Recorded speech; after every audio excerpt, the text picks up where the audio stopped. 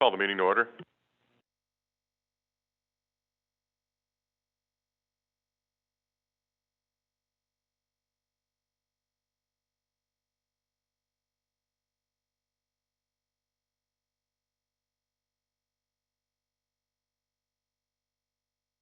The meeting has been posted according to open meeting laws. Roll call. President Seeger. Here. Trustee Alexander. Here. Trustee Johnson. Here. Trustee Renucci. Here. Trustee Smalley. Here. Trustee Wisniewski. Here. And Trustee Nugent is excused. A reminder again, we do televise these meetings via Zoom, so please utilize the mics whenever conversing. All right, citizen participation per Village Resolution 2017-01. Anyone wishing to address the Village Board during citizen participation will be allowed 5 minutes. Your subject can be anything whether on the agenda or not. The Village Board should not engage in a discussion regarding the comments because it was not part of a publicly noticed agenda. Upon conclusion of the citizen participation segment, members of the audience are not allowed further comment unless they are participating in a public hearing or specifically allowed by a majority vote of the Village Board due to involvement in an agenda item.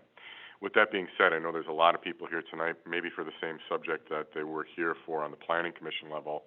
The applicant for the 90-unit apartment building withdrew their application today.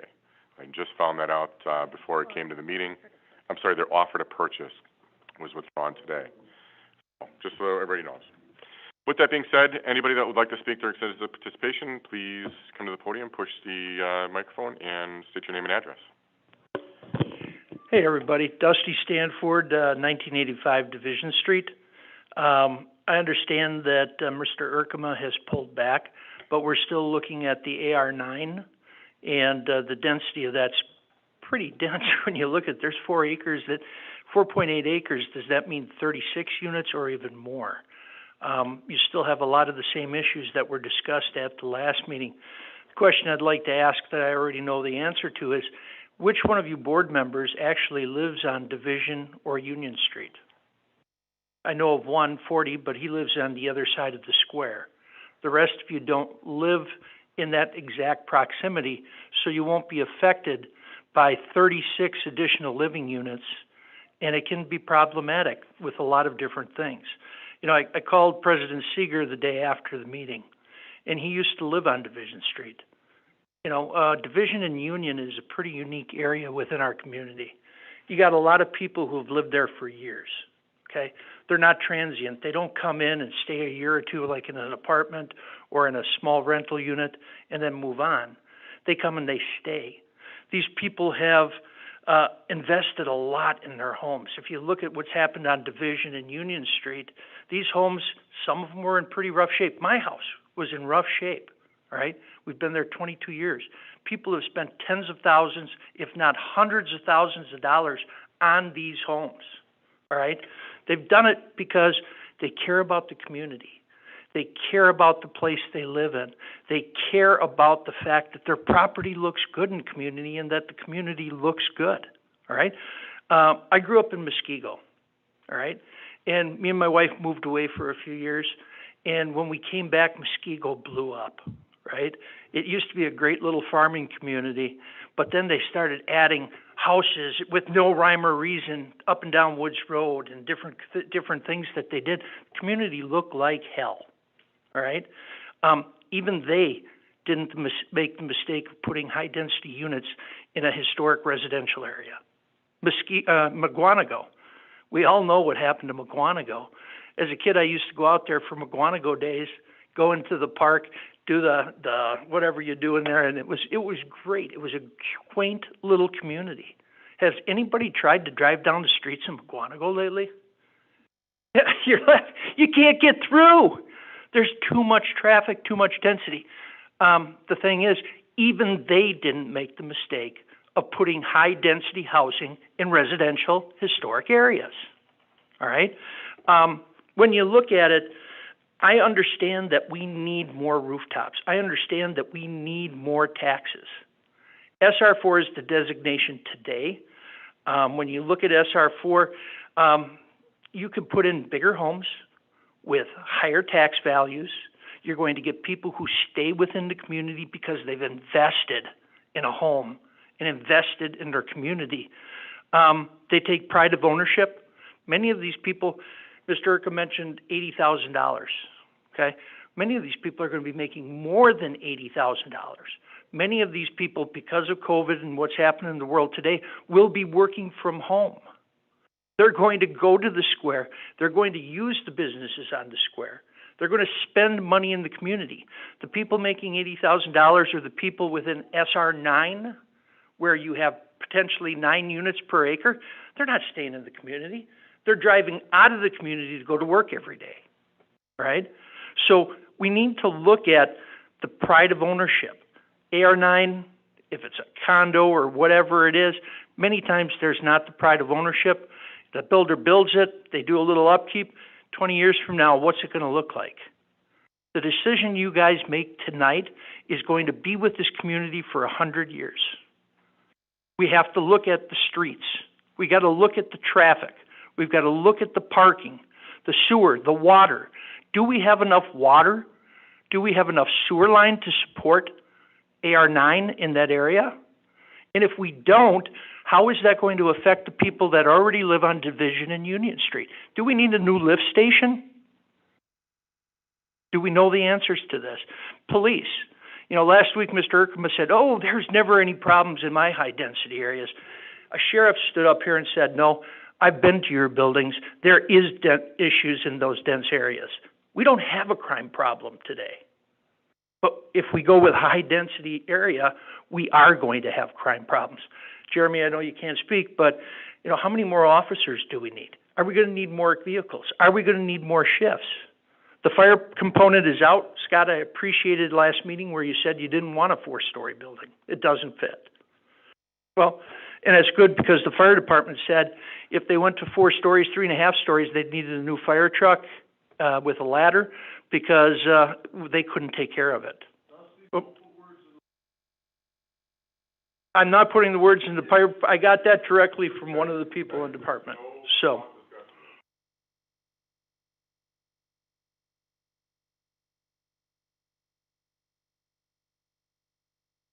Thank you, Scott. Guys, I sat on the board. I know what it's like to be elected. I know what it's like to have to make these decisions. It's not easy. But you have to remember, when you're elected to be the voice of the people in the community. And when we looked at that meeting last week, I don't know how many people were in the room, 75, 65, whatever it was. They were all against it. They were against the high density. They were against the AR9. So, you know, please, I wish that you would not approve this, table it for tonight. Let's find out and have somebody come back with a solid plan that the community can support and let them apply for the AR9 or whatever they need. You know, I'm happy to support that. I understand we need more rooftops, we need more taxes, but we need to understand what's going in. And if we do AR9 now, we're going to end up something that's unacceptable to the community. Please, board, vote with us. Thank you. Anybody else that would like to speak during citizen participation?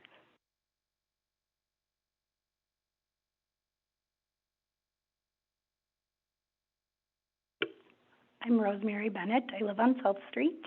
I grew up here, and I spoke last week against the high-density apartments, and I'm hoping that you will consider, like he said, benching that for a while and thinking about it. I have an idea, and I just thought of this as I was sitting here, but one thing I thought of since I was here last week is one of the reasons I think that single family or maybe townhomes would be more appropriate is because when you walk around East Troy, one of the special things about our town is people out in their yards, talking to the people walking by, talking to their neighbors, interacting with each other. And when you have a big apartment complex, that just doesn't happen. It doesn't. And unless you have a lot of green space to go with it, you're not going to have places for kids to play. And you're going to have people who, because there's nowhere else to go, take their kids and live in these apartments. And those kids aren't going to have a very they won't have as much in terms of their, home life because there won't be places to play unless there's that worked into the plan somehow. And I just think that that would be better put in a different area outside of that part of the village in this historic nature. So I think we should take the cobblestone, save all the little stones, and put put it on a new library on that spot. I think that they've talked over and over, the school district, about trying to find a way to draw people to East Troy so that we can increase numbers in the school. Graduated with like 170 people. It was one of the biggest groups. And now it's down to like 110 or less. It's definitely smaller. The class sizes are smaller, but that's also happening in a lot of other places. People aren't having as many babies, whatever. But if you want to draw people to the town, you're only going to draw whatever number of people fit in that apartment complex. But if you put a nice, beautiful library or something that everybody can use, people are like, hey, look at that beautiful library. Let's move to East Troy where we can use it and not have to drive to McQuantico to use their library. So it's just an idea that we could consider and explore, but we're not going to be able to do that if you change the zoning and then, have somebody come along and buy it, and then we will lose that opportunity. Like, it's something that maybe the people could vote on. I don't know. Somebody told me once that I wasn't living here, or maybe I wasn't voting age or something, that they voted on this one other time for the Chester Burns property. I don't know about that, but maybe that's something the village needs to vote on. Should we save that spot and use it for something for the community or not? But it definitely sounds like it should wait if there's a lot of people that are this much against it. All right, is there anybody else who would like to speak during citizen participation?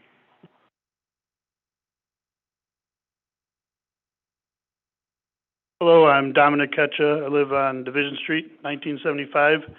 I just think it'd be a really good idea to table the vote or just put it off until someone actually proposes something that would fit into the AR9 zoning criteria.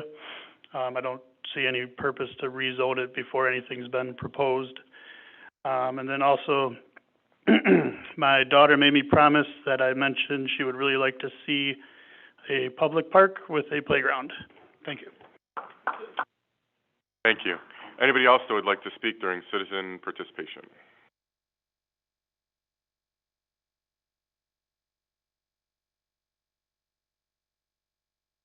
Name is John Groff from 2912 Union Street. Yeah, I heard all the concerns last week, and I hear them again tonight.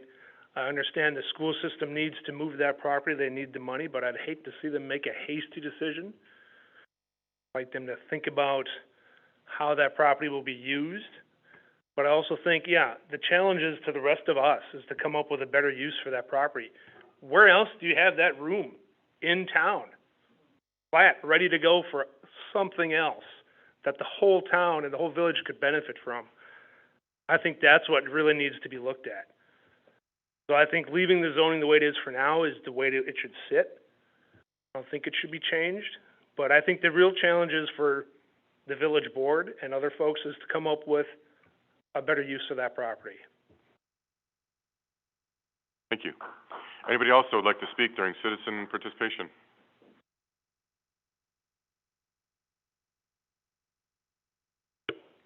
My name is Sandy Stanford. I live at 1985 Division Street.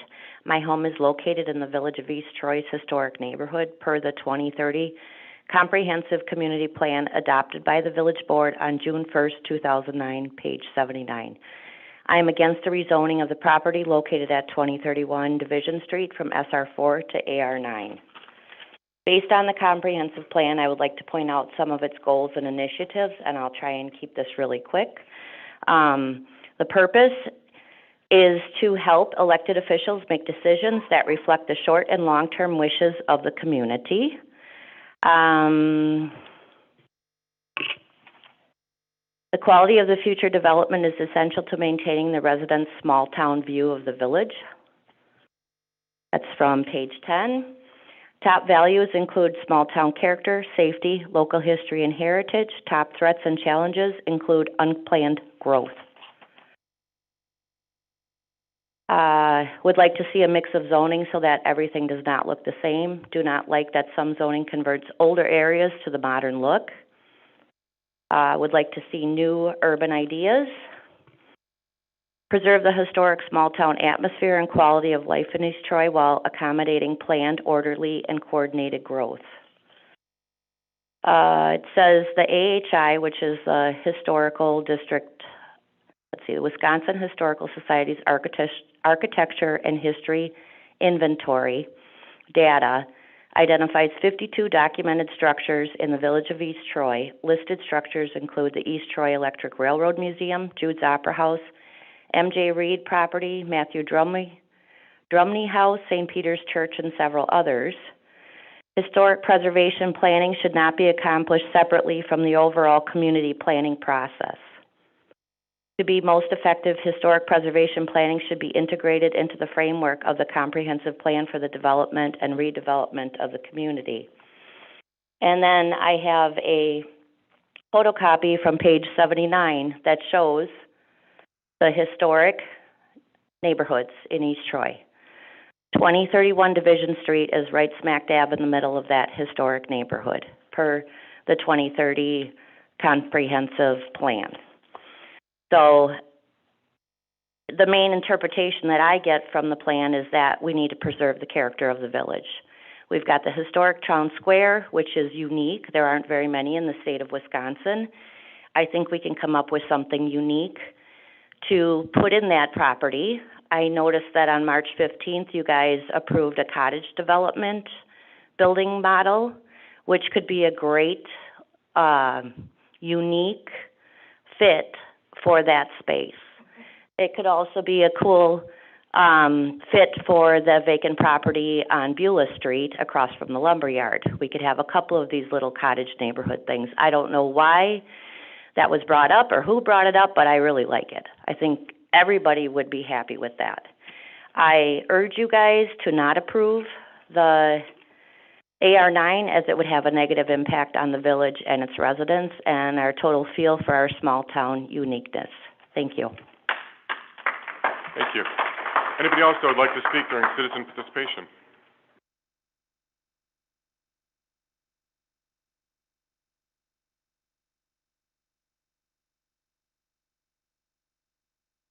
Oh, I was on. Hi, Natalie, 2936 Union Street.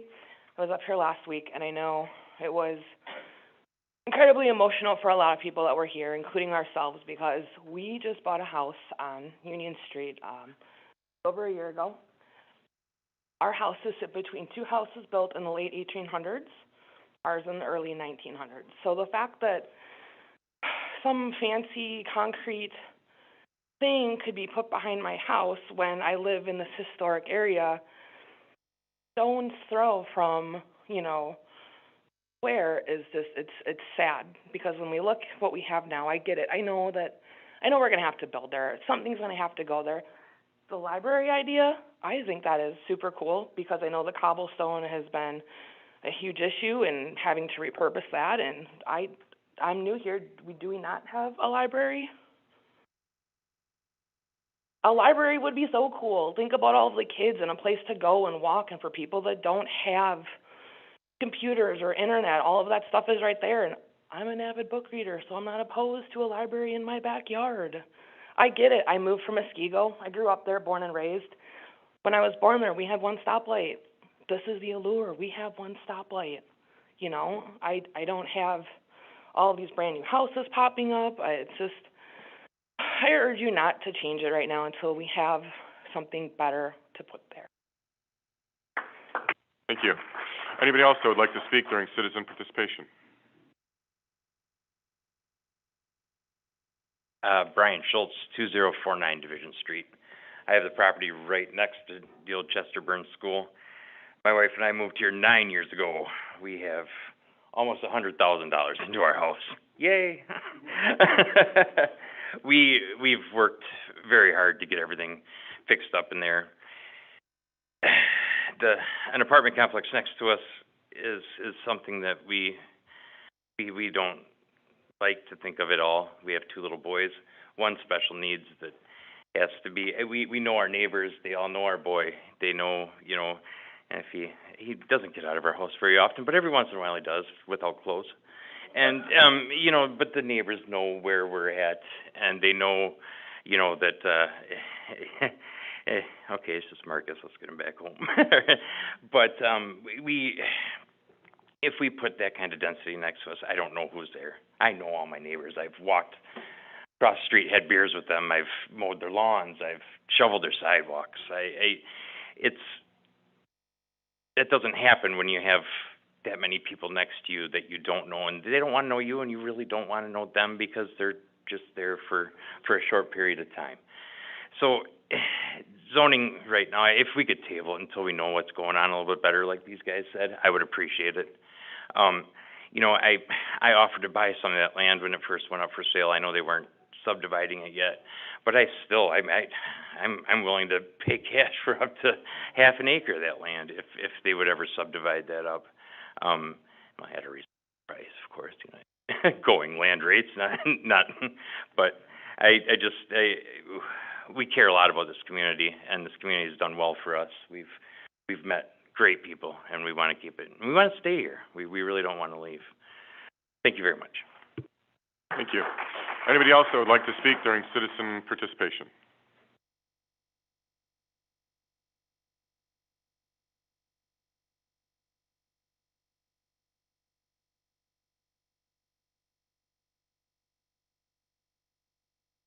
It's on.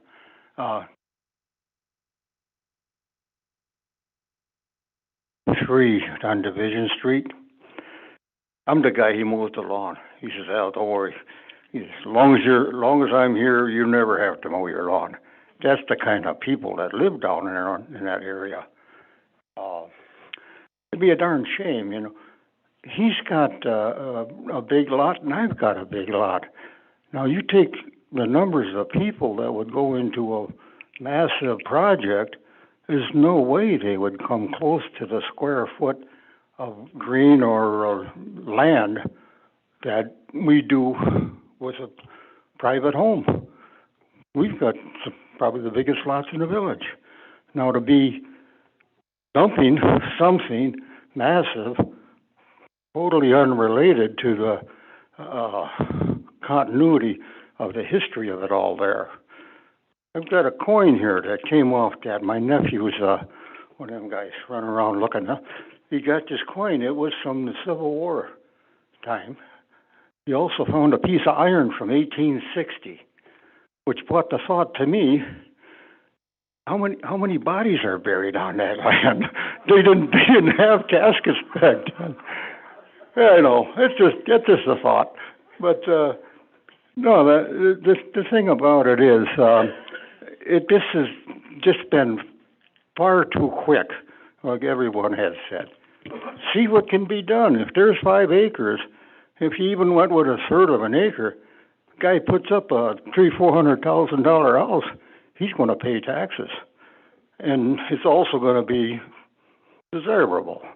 You know, throw a library in there or something, but it'd be just a shame.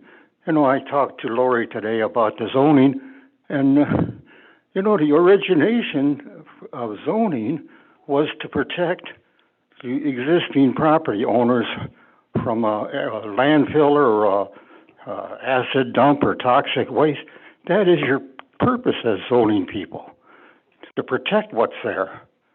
Of course, school needs money, but I think this should I agree with everyone, just shut her down for a while, talk to people, find out what would go in there that would really fit, and it would still bring in the money the school board needs. There's got to be an answer. That's 5 acres. You know, it's just a shame to turn it into the nightmare that is Mukwonago. And I actually graduated from that high school.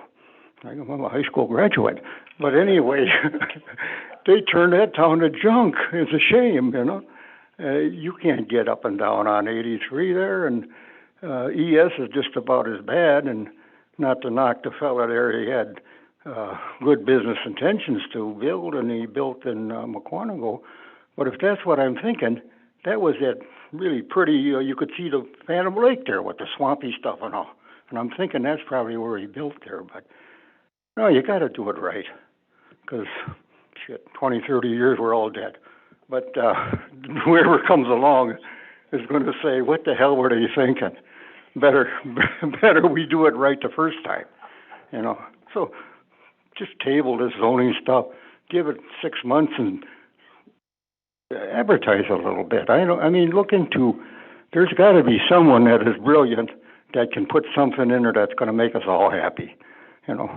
Not me, I won't, I won't do that. I'd put a moon still in there. But anyway, do what you guys can. It's just a shame to ruin what's there. It can be very beneficial. School can still get their money. Somebody's got to come up with the right idea, though. That's about all I got to say. Thank you. Anybody else that would like to speak during citizen participation?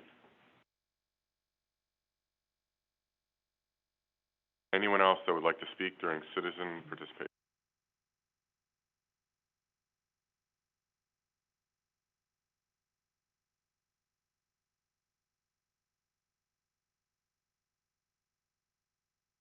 Hello, my name is Brad, 2054 Division Street. My fiance and I moved here with our 3 kids in May. The only issue that I have with coming to East Troy was the fact that we should have moved here 15 years ago. Between the people and just the small business and everything that this city offers and the village offers, it blows me away. The one thing that's always stood out to me is when you go into East Troy Tavern, or East Troy House, which is the oldest tavern in the state of Wisconsin. There's pictures on the wall. One dates back to about the 40s, the cars, and one's probably the late 1800s.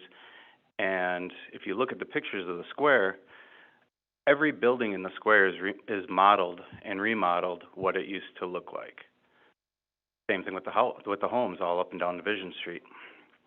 The thing that doesn't make sense to me, besides the money aspect of it, from the school board, from Miko, from everybody, is how can you put so much effort into preserving the historic factor of the square and the amount of money that you guys have made the owners of those buildings put into those buildings to get them to look how they did 100 years ago, 120 years ago. Like, if I wanted to, our house was built in 1903. If I wanted to tear the whole facade off and put something up that you wouldn't like, I'm pretty sure we would have the Historical Society up our butts because it doesn't fit into what it used to be. So why is this any different? Why does somebody get a pass? Just because of tax revenue? How does that make sense? You're going to get tax revenue from me if I tear all the siding off my house and make the house worth more. But if it doesn't fit into the historic factor, I just don't understand how there's a double standard when it comes to this. I'm all for tax dollars. I get it. We want more money in the community. The school wants more money. But you also can't use the burden of not passing the referendum to try to get money back for the school by putting this monstrosity in the middle of a historic area in the village of East Troy. It just doesn't make sense to me. Like I said, I get it. I get the money aspect of it, but like everybody has said, why didn't you guys just take a step back? You've been sitting on this chunk of land for so long, and the schools are still running. You don't need the money that bad. I understand you want the money, but do you need it that bad to shove this thing in there? Schools haven't closed yet, so the money must not be that bad. There's roughly 900 people that live in the village, that owner-occupied in the village of East Troy. If we all chipped in about $450, we could buy it. We'd still get your money.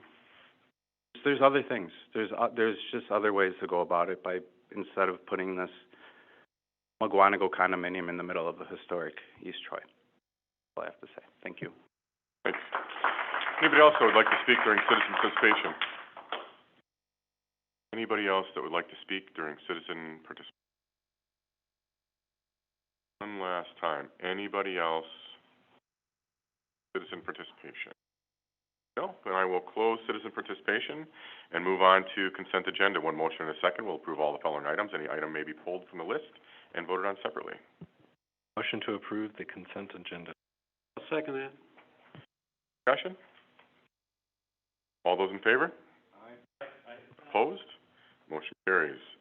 All right, consideration of recommendation from Planning Commission to approve rezone subject property located at 2031 Division Street, RA 495400002, from SR 4 to AR 9 East Troy School District applicant, application 2021-25. Based on today's development, is the school district still pursuing the application? Yes, I spoke with representatives.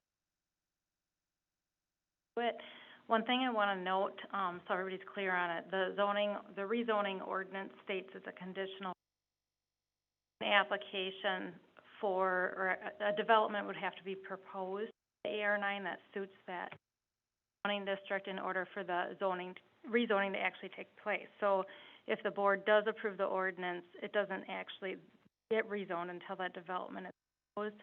Otherwise, it stays SR4. That development would have to be proposed within the next 4 years.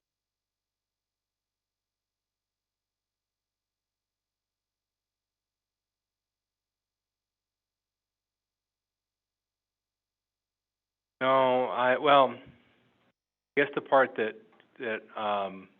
all right, so somebody presents a plan for, what is it, is up to 9 units per acre. Somebody presents a plan that's, let's just say, 8 units per acre. But it doesn't quite have the look or feel of what we're looking for. Plan Commission still have the authority to reject that, even though it would technically meet the area of AR9. What are your thoughts on that?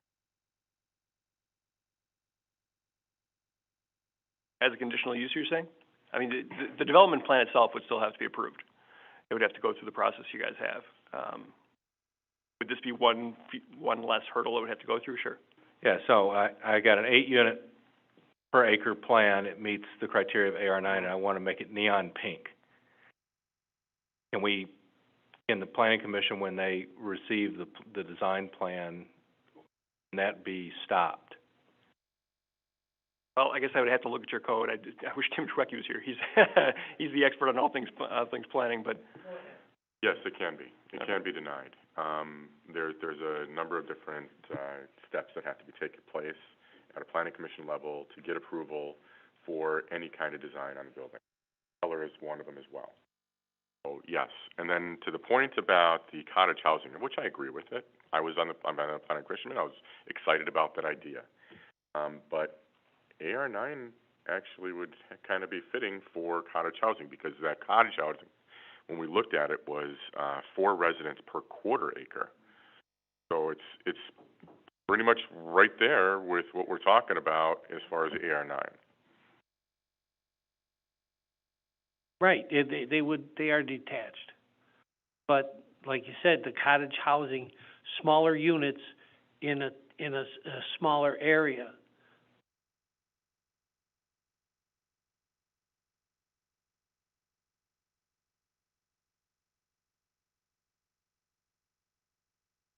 The only thing I would worry about, if I may, it'd be, and again, the attorney can tell me if I'm right or wrong, but I know that if somebody were going to come in and put in 8 units per acre, or they had a proposal for that, and you said hot pink, well, yes, Scott's right. We can say as a Plan Commission, hot pink isn't going to fly with this project. Just like, you know, some projects come in and we'll have some direction as far as foliage and plantings, things like that, setbacks on fencing, things.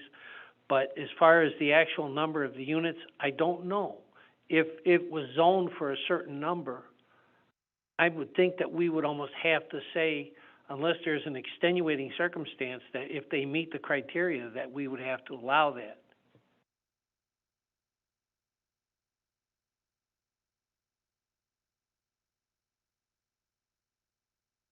If I'm wrong, I'll admit it, but I don't know. I'm not a big fan of the AR9, so table this application.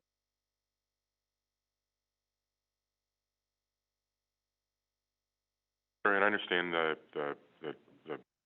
tabling it, but it's also a piece of property that's not just last week that they tore down that building. It's been a number of years they've been trying to sell it. They tried to market that property on it now without one. Got an applicant in front of us that identifies that they don't necessarily have a development, but they want an opportunity to market it toward another. And knowing the control that we have over the planning commission, at the planning commission, feel relatively comfortable with the change in the zoning. And even if somebody comes through and says, I want to put single-family housing up there as an AR9, they still have that opportunity as well. I'd also like to mention one other item. There was somebody in the audience that had stated that the village does not own the property. The schools is the one that would be selling the property and getting the funds for that property, not the village. There was another concern about infrastructure. Jason, can we AR9 in that area? It will really have to be evaluated on a development basis. So essentially, when we get that development, at that point is when we'll have to address those concerns. It's tough to say right now, pending other development, what we have for space. Do we have well capacity to supply it? We have plenty of water. Do we have sewer plant capacity? We have plenty of sewer plant capacity. The question would be we'd have to address the lift stations that are in that area, whether they have the capacity. But yes, as far as water and wastewater treatment, we have plenty of capacity for that.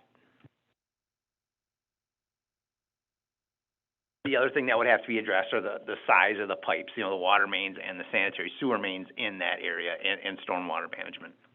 What are the size of the water mains there? On Division Street, it's 6-inch, and I believe it's an 8-inch sanitary. What's the timeline on rework of Division Street itself? Nothing in the 5-year currently. We've got School Street next, and then I think Edward Street, so nothing in the 5-year currently. Attorney Gary, can you touch on if we have a multifamily development that is proposed there that fits this zoning and some of these upgrades are required, like the lift station, can we require the developer to pay for those Absolutely. things? Yeah, if it's required to service their development, absolutely they'd have to pay for that. I think another item too is traffic. Anybody goes up Division,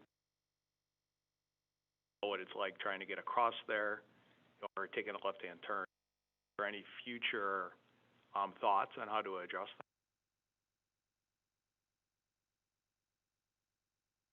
It's really not anything I've looked at.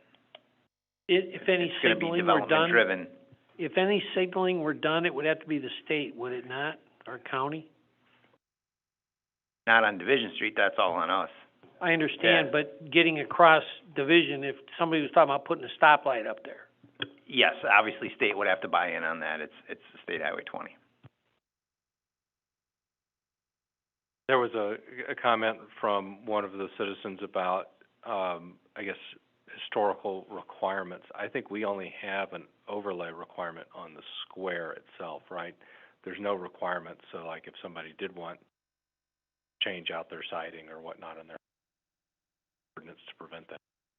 That is correct. We do not have a historical district that we have any kind of overview as far as the development standards within the residential areas. It's simply within the central business district that's primarily the square and some of the surrounding area.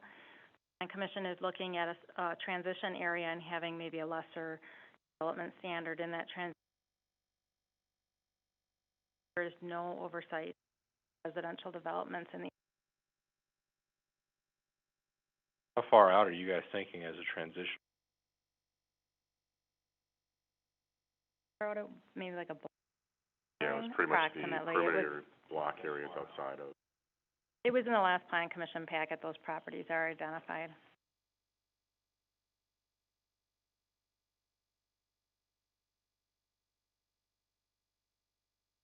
I think the thing we do have to mention as well is that this rezoning does coincide with the comprehensive plan and this rezoning.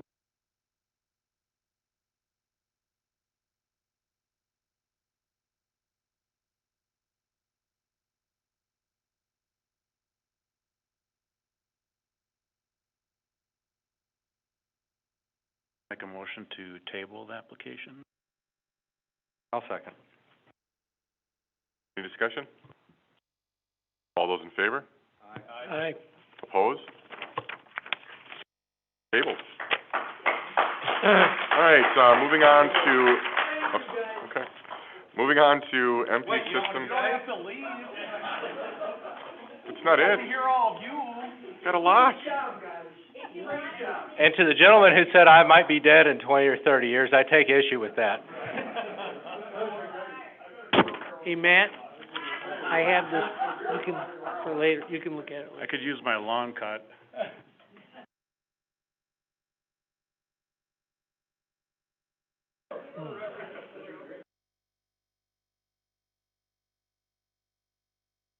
All right, moving on to MP Systems, Inc. Development Considerations. Item A, consideration of recommendations from Planning Commission to approve certified survey map for 3 lots and 1 outlot south of Honey Creek Road, RA 314100001, Village of East Troy applicant, application 2021-30.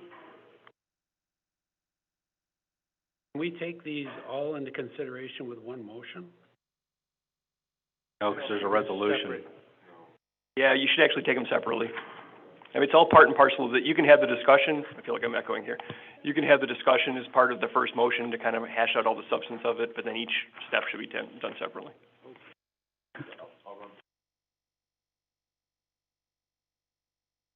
Consideration of offer to purchase from MP Systems, Inc. for land within TID 4. C is consideration of development agreement with MP Systems, Inc. D is consideration for road reservation agreement with MP Systems, Inc. And E is consideration of recommendation from Planning Commission to approve conditional use for a contract yard located in the Village Industrial Park on the south side of Honey Creek Road, MP Systems, Inc. Application 2021-24. Should we approve, when we get to B, should we approve this resolution here or when we get further down in the agenda? This is the resolution authorizing the closing. That would be as part of approving the offer to purchase. All right, for 2A, I will make a motion to approve the certified survey map for 3 lots and 1 outlot south of Honey Creek Road, RA 314100001. Before we take the vote, I just want to note that there will be some changes on the official copy that's signed. It was within my memo, a notation related to the outlot and a remnant of the parcel that is going to be an easement. On record that those items will change on the... Eileen, that easement, is that in regards to the end of the cul-de-sac for further travel later on if needed? No, that's the road reservation piece that you're approving. That's separate. Any other discussion? All those in favor? Aye. Opposed? Carries.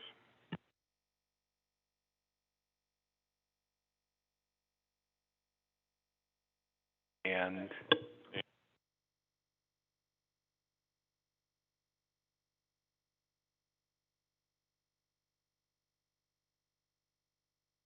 Second that.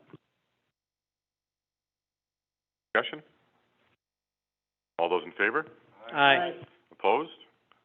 Carries. I will make a motion to approve the development agreement with MP Systems.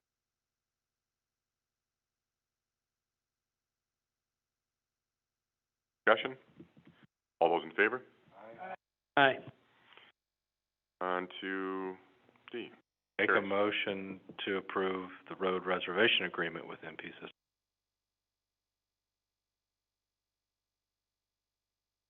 I'll second that. Any discussion? All those in favor? Aye. Opposed? Motion carries.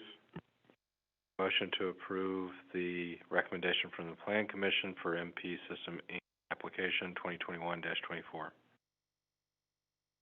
I'll second that. Discussion? All those in favor? Aye. Opposed? Motion carries. Consideration of MDV Watershed Plan Agreement with Went Farms LLC for phosphorus compliance. Everybody's favorite topic, phosphorus. So I guess maybe I'll just back up a little bit, give some background to Joe and Jason. You haven't been involved in some of these conversations. The rest of the board probably remembers we had a $6 million line item in the capital budget for dealing with the phosphorus for a treatment system within our sanitary wastewater plant. And we've opted to move away from that and try to deal with it in other ways. The DNR gives us, so basically the way this works, phosphorus is a nutrient in the wastewater that we treat chemically within the wastewater process, and we can lower the levels so far. We're trying different different chemicals to different test pilot programs to remove that. And basically, the DNR with our new permit, which is starting at the first of the year, around the first of the year, they've lowered the limit that we can discharge to our receiving waters, which is the Honey Creek. So we've got to lower it as much as we can within the process, and then we've got to pay for the difference, basically. And this multi-discharger variance is an option to do that. Basically, the straight MDV is you treat it as low as you can, and then you pay the county the difference, the calculated difference. We have chosen, so we had to plan out our next 5 years or our next permit cycle, and we chose to do the MDV, the straight MDV for year one, and then the remaining 4 years. Tom Pluis is here. He's our wastewater plant manager. Worked very diligently to come up with a plan here for the MDV Watershed Plan, which is what's in front of you tonight. We're asking you to approve. Basically, we're asking you to approve an agreement with a local farmer. We're going to use the farmer as a credit generator. Essentially, we're going to continue to treat it as low as we can, remove as much as we can chemically, and then we're going to pay for him to do some cover crops. We'll pay for some seed, things like that allows him to plant the cover crops, and then the idea is that land isn't disturbed and the runoff doesn't end up in the watershed. So it's a watershed improvement project that has benefit. Jason, isn't that the reason why we did the original drawdown some years ago when Mike was, we drew down to do testing for that phosphorus because we were getting high readings? That was part of the reason, yes, was to see what the levels were upstream of the impoundment and downstream of the impoundment, correct. And this is almost like a partnership is what it comes down to, because it's not only the water treatment plant that's a culprit for the phosphorus, but it's also the farmlands that are a culprit for the phosphorus levels. And having this cooperation between the two and this pay down program allows for the DNR to kind of gain in both areas at the same time. Really what it comes down to? That's absolutely correct, and it gives us a way to not have to spend $6 million in rates. Tom, you want to jump up to the mic over here and talk a little bit too? Tom loves to talk about phosphorus, so this could be longer than citizen participation, just so you guys know. Really close, but the treatment plant's not the culprit of the phosphorus. No, it's the byproduct of the process that has that level, right? Close again. Everybody that showers, everybody that eats, uses the restroom, any straw that's hooked up to our collection system is just discharging phosphorus to the plant. We don't generate it. We don't have a process that increases it, so. We're just responsible for it. Yeah. Figure that out. $1 million question. But even bigger. So one thing I do want to just point out in this discussion is, you know, I kid about this with Tom, but Tom, the reason this is in front of you tonight is Tom. So early on in our discussions about this, I was planning on doing 5 years of MDV, which is basically that straight making the payment to the county, right? So if you look at my memo, I think it costs us $1,000 more to do that, but there's a lot less legwork, a lot less administrative work. Tom said to me, you know, I think we can pull this off. The other caveat with the straight MDV is there's a sunset on it, so it's going to go away. So eventually we would have had to do this. Tom's like, let's get out in front of it.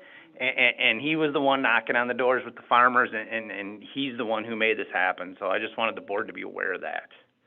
Can I ask a question? On the picture we've been given, at least the one I've got, it shows little green boxes in an area. Now, are those the boxes that are gonna be treated?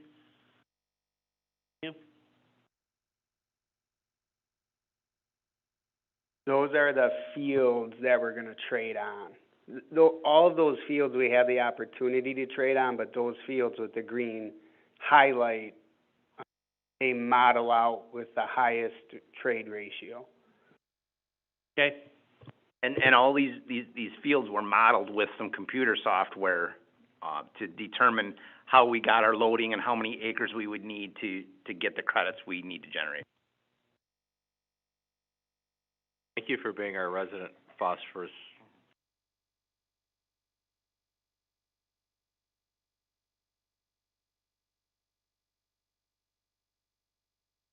He does give tours as well, Matt. I tell Jason that when Mike gave me the tour, I was disturbed to see the life preservers there, so.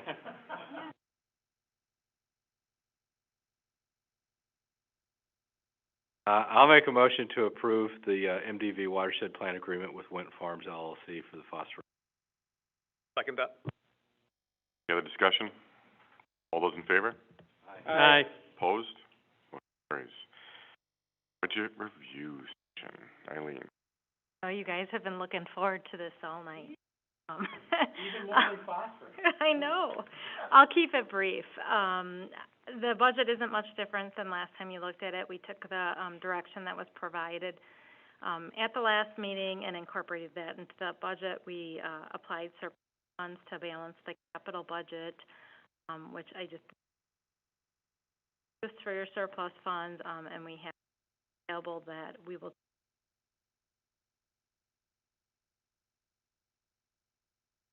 We still haven't received our health insurance renewal information. I did find out from the broker we will remain a small group, which puts me a little bit more at ease.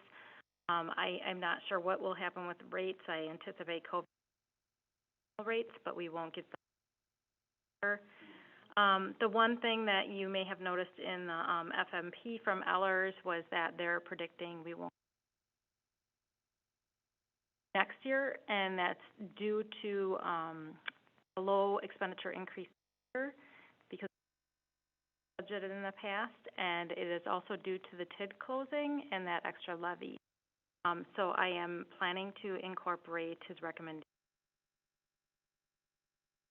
so that we don't disqualify ourselves. It is something we. Other than that, I don't have anything to add.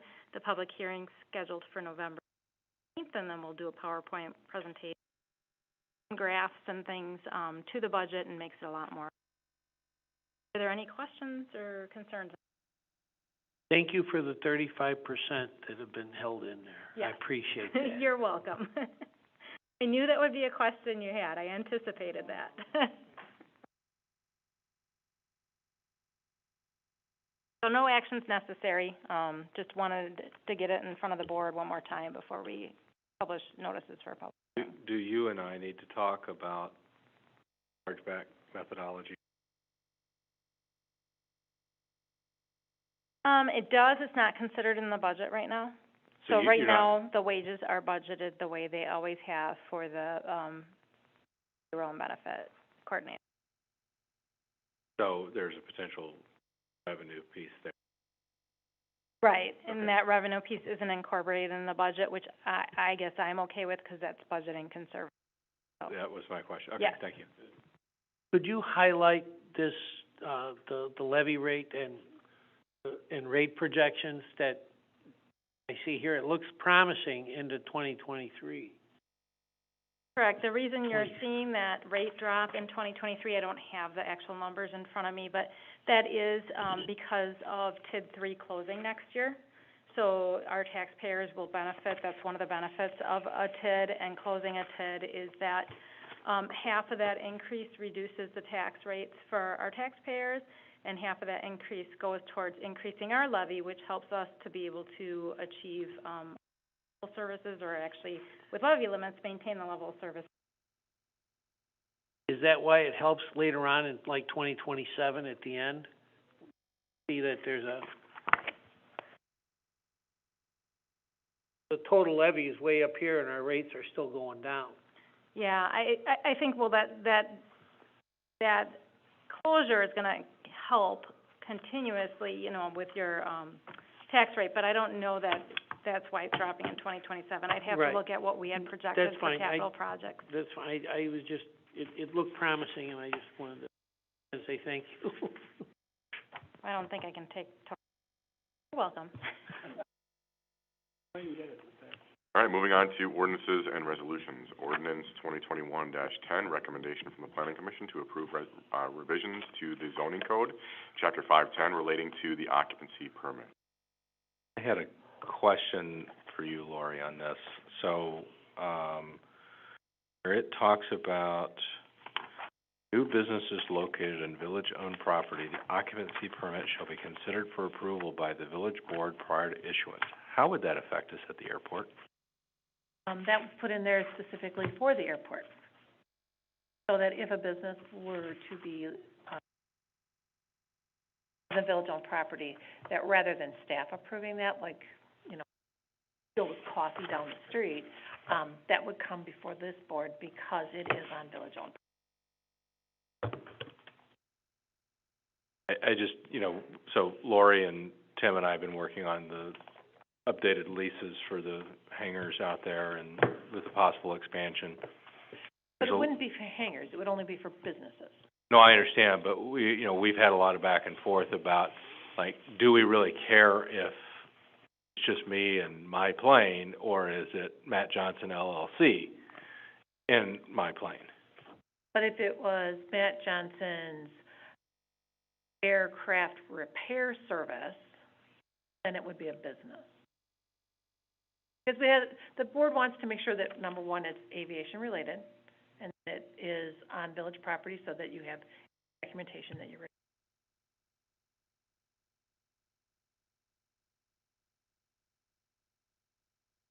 Like other businesses, it's good to know from a fire department standpoint. No, I know, it's just there's this constant back and forth, and I think we'll need to factor in if we are allowing subletting of it and somebody's then running a business, how does that factor into this? It's a little bit open until that decision is made. Because if you come in with, you know, Matt Johnson's aluminum welding company, then that's something that this board would have to make that business, all of the standards or the ordinances that are in place at the time. Rather than staff, which is what we do for any other business because it's not on village property.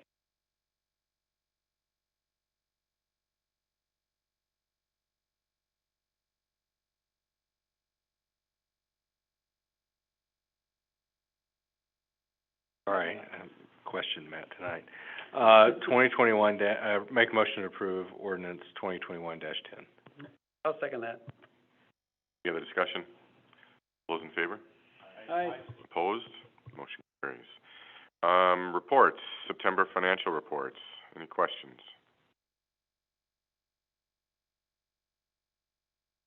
Okay, how about library board minutes from 9/14?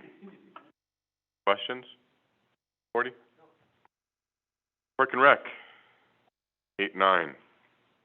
Questions? Municipal Court from September. Police Department, third quarter report. Questions? I have a question. How is our compliance officer doing? Very good. Getting a lot of follow-ups and? Yeah. Okay. Yep.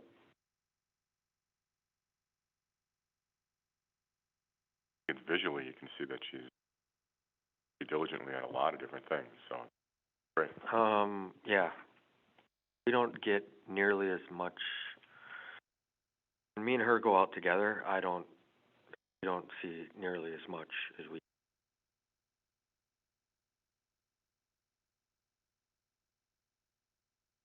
The biggest issue we have right now is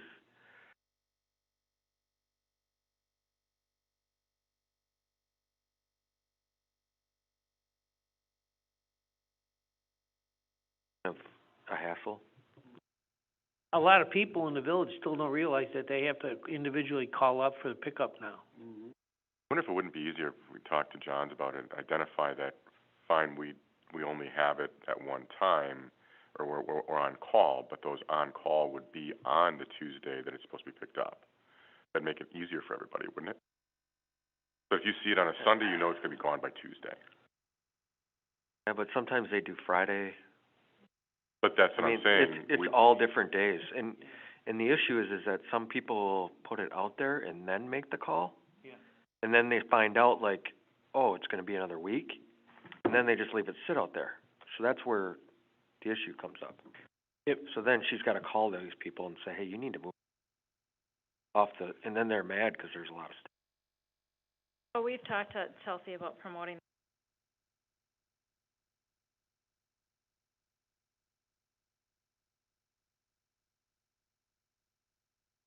the important thing to note, and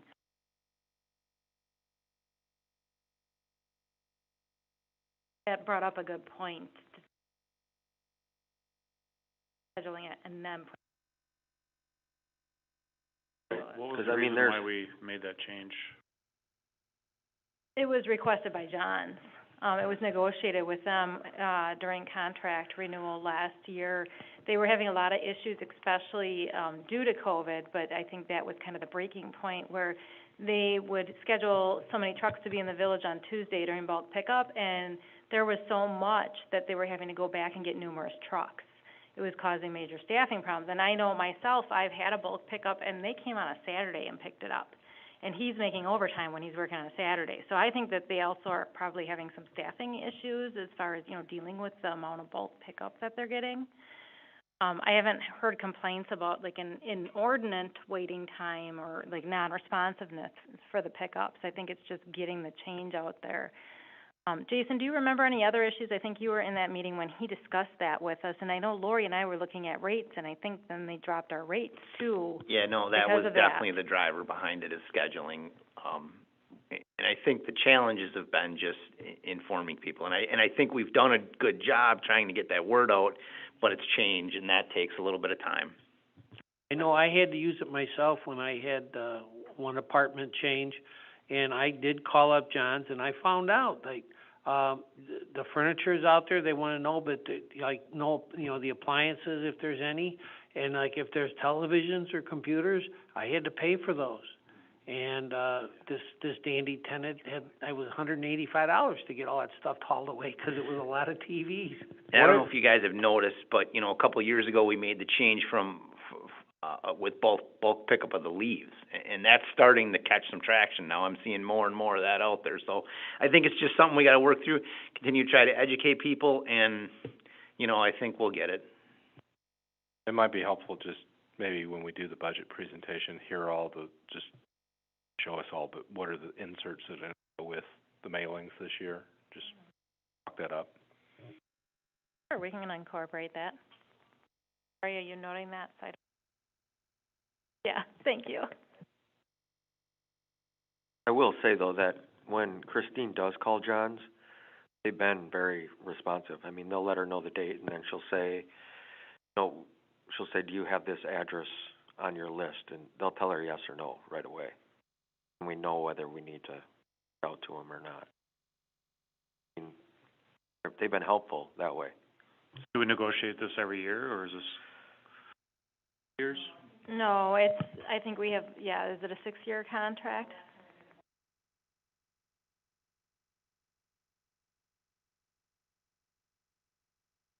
We don't have too many options as far. And I think like Jason said, I think we just need to give it a little more time. This is the first year with it, so we'll start getting used to it, I think, after a year. The thing we have to remember too is my household doesn't use bulk pickup that often, but when we do, we really use it. Like we do a big cleaning. So some of these people might be using it for the first time right now and not have gotten the message. So it's going to take time because not everybody was putting bulk out on a monthly basis. What's the number of occurrences? You're allowed up to 12 per year. Oh, you mean for No, both? Oh. I mean, as far as code violation. I couldn't even guess what it, It's not like super high, like, no, you know. no, it's not super high. But it's just And it's more been of a getting nuisance better. than anything. Right. Yeah. You get these every time you get people, you know, moving apartments or changing residences and that kind of stuff, and it, end of the month, you'll see it all over. Just drive through East Troy, you'll see it all over the place. Because you know. I know that there was a house on Division Street sold. Stuff was out there for like 4 days, and he had moved. It lined the whole curb, and Christine reached out to the realtor, and she's like, "We already called, but they're not coming till Wednesday or something." And these people moved out on Saturday, so off the area. So I just let it sit out there. What are you supposed to do? Oh, and plus they didn't want to come back, and they were kind of in a catch-22 dumpster. But this is the way they went with it, so.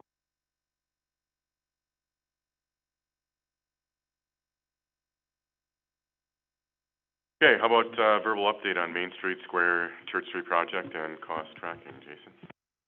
Okay, so, current work, curb's probably about 95% complete on the square. Right now, the street lighting guys are in there working, they're burying their conduits under where the sidewalk's gonna go, putting the bases in for the new street lighting. They're running conduits for the internet line that we're gonna run, running conduits for the irrigation that we're gonna run to each of the islands, for watering of trees. Tomorrow, grading starts behind curb for sidewalks, to begin to get the grade close to, for pouring concrete. There's a couple minor utility issues that are gonna be addressed on Church Street this week, and then Church Street will be prepped, it is prepped, for pouring curb.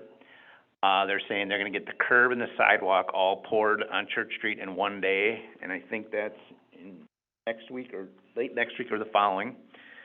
I will tell you, every day that goes by, I'm less optimistic that this thing's gonna be completed this season. Currently, we've got a concrete contractor who's got a lot of concern about pouring all the decorative walk, and he is asking for indemnification of any warranty work for next year, which obviously we have a real challenge with, just allowing that. But I think as a result, they're dragging their feet. We obviously do have liquidated damages. What are those, $2,000 a day? The last time we had liquidated damages against the last sidewalk guy, we ended up paying for that. Understood completely. I will tell you that I do think before this thing is all said and done, there's gonna be a challenge. There's gonna be a fight about it. You see, so the county and the village, you know, we have our weekly progress meetings with all the engineers, all the contractors. We bring everybody into meeting room A, and we sit down and we talk about scheduling.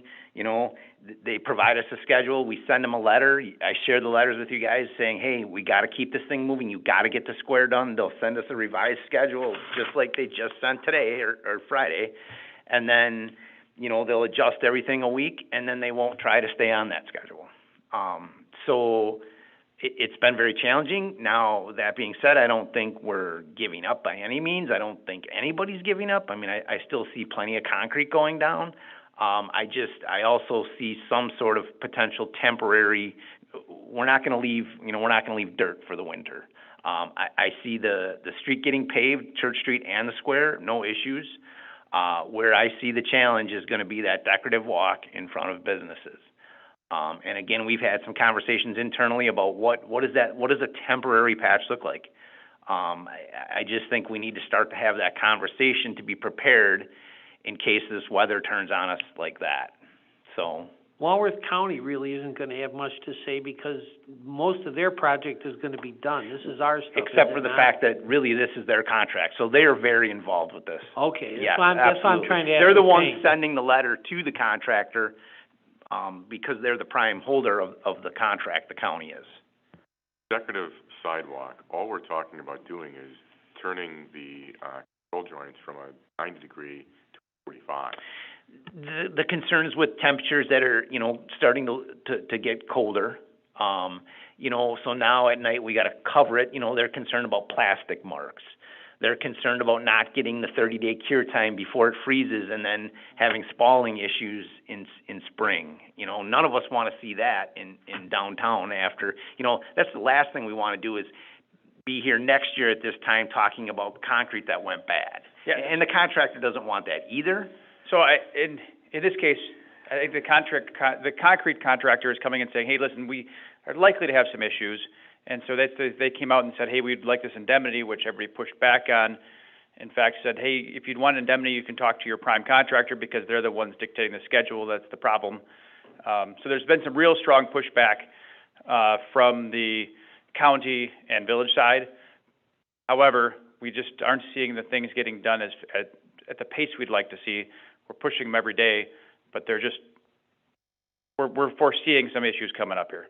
I want to restate what I thought I heard you just say, which is the sub for the concrete, they're ready to go, but they can't go do their work because Wolf is dragging their feet on work that needs to be done first?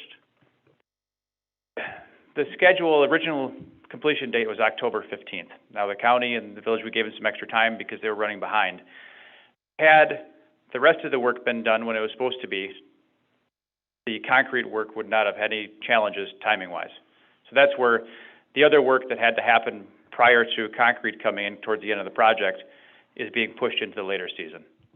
So Wolf is not holding anything up. Honestly, the only thing Wolf is doing on this project is paving it and generaling it, So I think there's been an issue with Wolf as project managers. I feel like that there's been an issue there with their subs, but Wolf is not holding anyone up. How much? Again, I don't want you guys to think that we're dead in the water here, because that's not the case. I just thought it was important to get this out here, so that everyone is aware of it. How much so we got a delay over the summer due to supply issues, and I think also some labor issues. How much of that delay is now accounting for the delays that we're seeing here? Is it 80%, 100% of it, 50% of it?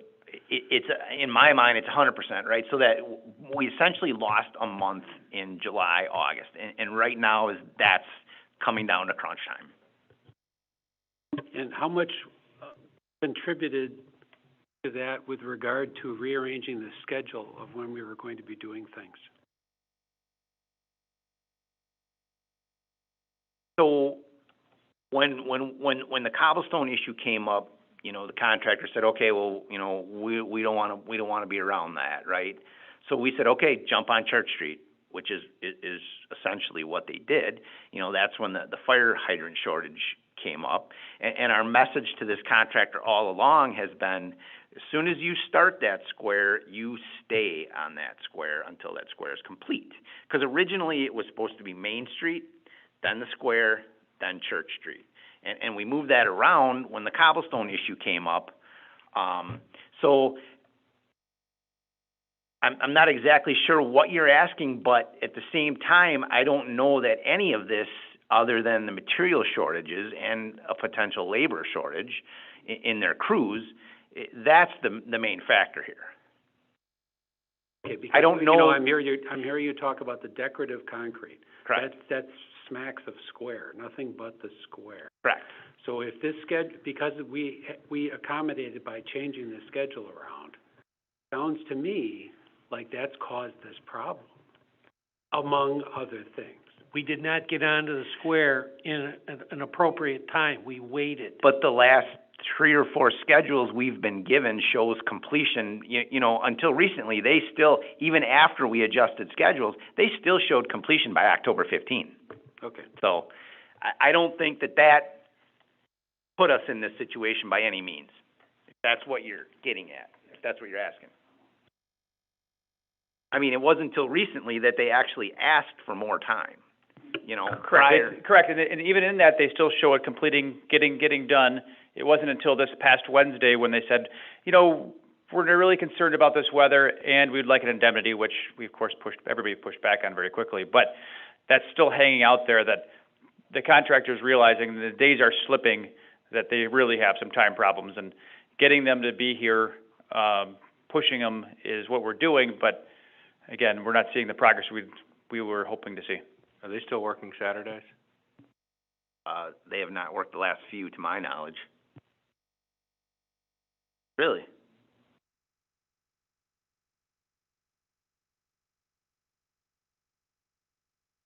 You know what they were doing Sunday? I don't know if they were surveying, if they were, you know, I have no idea. I saw a crew out there, so I think I saw them out there Saturday too. We didn't have any inspection on Saturday, right? So yeah, we weren't aware of them being out there. They weren't pouring anything or doing anything like that, but it could have just been survey work or something, you know, prep work of some sort. But I mean, I would tell them, especially like, you know, now it's starting to get wetter, rain, that if they miss a day in the middle of the week, they need to be working the weekends for sure. And we've pushed that message out to them, you know, all along at these progress meetings. Hey, you know, weekends, whatever, you know, again, they then provide us this updated schedule, but then they don't try to, you know, hold it. When does the penalty start? Substantial completion is November, what, 24? 26th, I believe. That's something we agree to, right? Correct. Now, So the clock starts on. at what point are they suspended for winter, though, liquidated damages? We're still reviewing that. It's a completion date contract, and so there's a question still.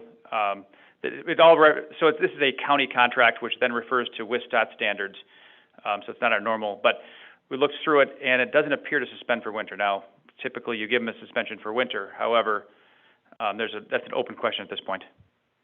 Act of God. No. No? The asphalt plant's shut down around Thanksgiving too. And again, I'm not concerned at all about asphalt. Wolf Paving has said from the beginning, we will move whatever we need to do to get to turn these streets black. The concrete is the concern, and essentially because of that 30-day cure time after it's poured, where you really don't want it freezing. That's the concern.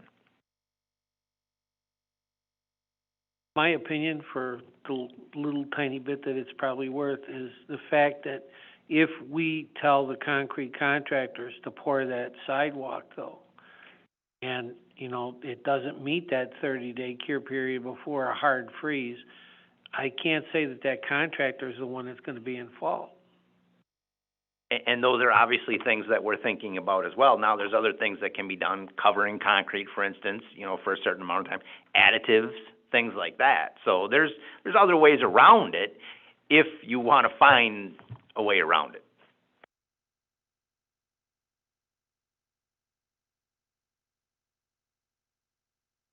But again, I do want to stress the fact that I don't see any way we can leave nothing behind, back a curb in front of a business. We have to, there'll have to be some sort of temporary measures in place for those businesses for the winter.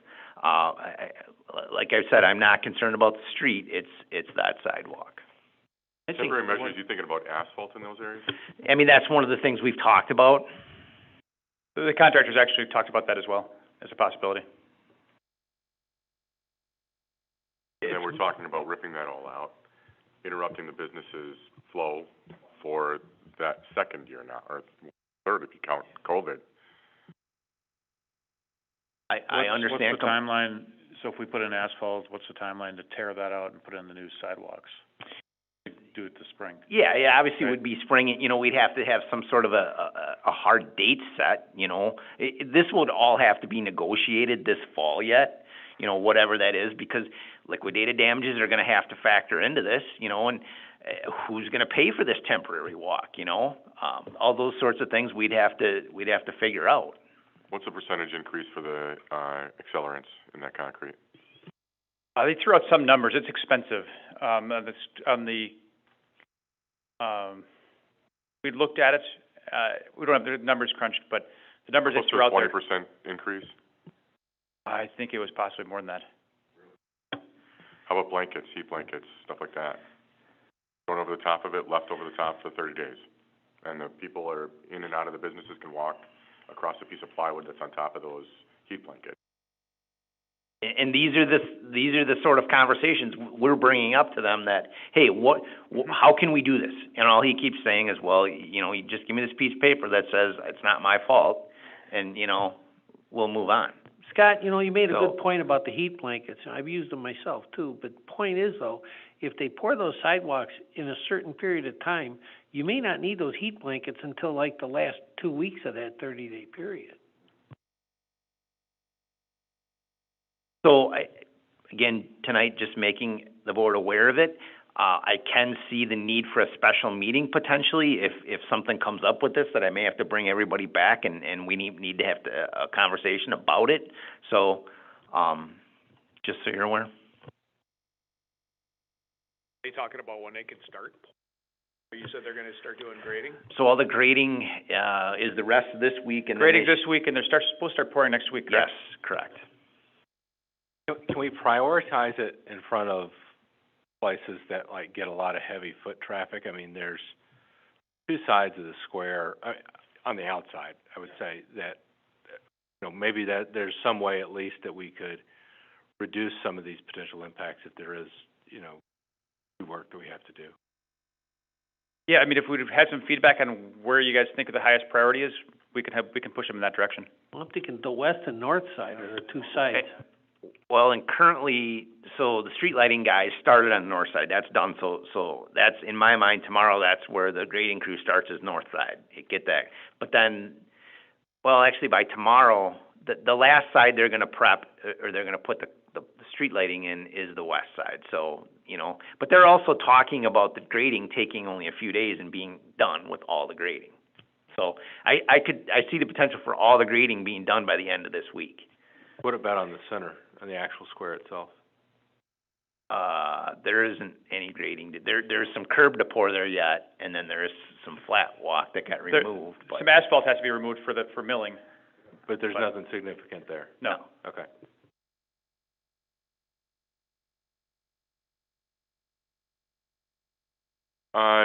Draft planning commission minutes from 10/11. Any questions? If you have questions,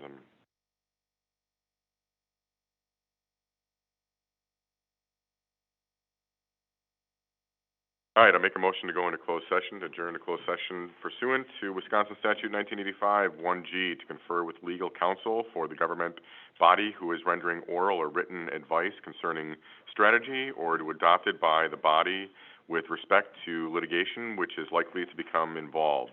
Notice of claim from the Lofts of Honey Creek, LLC, and 1985, 1E, for the purpose of conducting other specified public business whenever competitive or bargaining reasons require a closed session, possible amendment to intergovernmental agreement for emergency services, and amendment to property sale agreement with Overlook Ridge, LLC. I'll second that. Roll call. President Singer. Yes. Trustee Alexander. Yes. Trustee Johnson. Trustee Renucci. Yes. Trustee Smalley. Wisniewski.